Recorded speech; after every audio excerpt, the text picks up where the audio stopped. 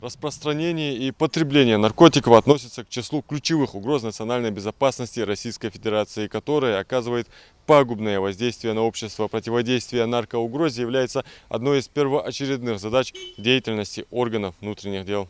Так, за прошедшие 6 месяцев текущего года правоохранителями выявлено 383 преступления в сфере незаконного оборота наркотических средств и психотропных веществ, что на 136% больше, чем за аналогичный период 2022 года. На 268% возросло количество тяжких и особо тяжких преступлений, то есть с 82 до 302. На 804% увеличилось количество преступлений, направленных в суд из категории тяжких и особо тяжких, и составило порядка 190 преступлений против 21 за аналогичный период прошлого года. Выявлено 253 преступления, связанных со сбытом наркотических средств, психотропных и сильнодействующих веществ. В аналогичном периоде прошлого года таких преступлений было выявлено 64. Для принятия мер оперативного реагирования Управлением по контролю за оборотом наркотиков МВД региона проводится работа по анализу и мониторингу наркоситуации, а также интернет-ресурсов на предмет незаконного сбыта наркотических средств, в том числе бесконтактным путем. Так, в текущем году выявлено 104 преступления. Для сравнения, за аналогичный период прошлого года их было 11. В Роскомнадзор направлено 5 представлений о блокировке сайтов. В отчетном периоде текущего года раскрыто 95 преступлений, совершенных группой лиц по предварительному сговору. В аналогичном периоде прошлого года такие преступления было раскрыто всего лишь 2.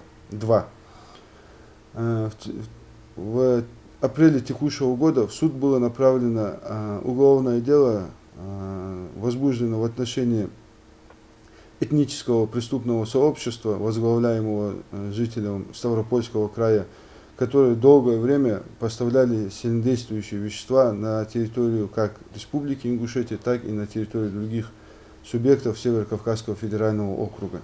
Ввиду отсутствия границ с наркоопасными регионами, а также крупных транспортных узлов международного авиа- и железнодорожного сообщения, наркотики ввозятся в республику через ряд других субъектов России. Перевозки осуществляются на различных видах автотранспорта в небольшом количестве разовыми партиями. В силу географического расположения республики ее территория является транзитной для наркотрафика. Может также использоваться автомобильный транспорт, ЖД-транспорт. В редкостных случаях был такой факт задокументирован в 2022 году, когда использовался авиатранспорт для поставки к нам наркотического средства.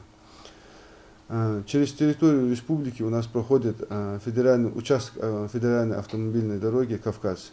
Также имеется воздушное сообщение из аэропорта Магаз в аэропорт Внуково и Шереметьево города Москвы. И имеется также у нас железнодорожное сообщение по маршруту Назрань-Москва. За 6 месяцев 2023 года правоохранительными органами республики из незаконного оборота изъято 18 килограммов 737 грамм наркотических средств, психотропных веществ.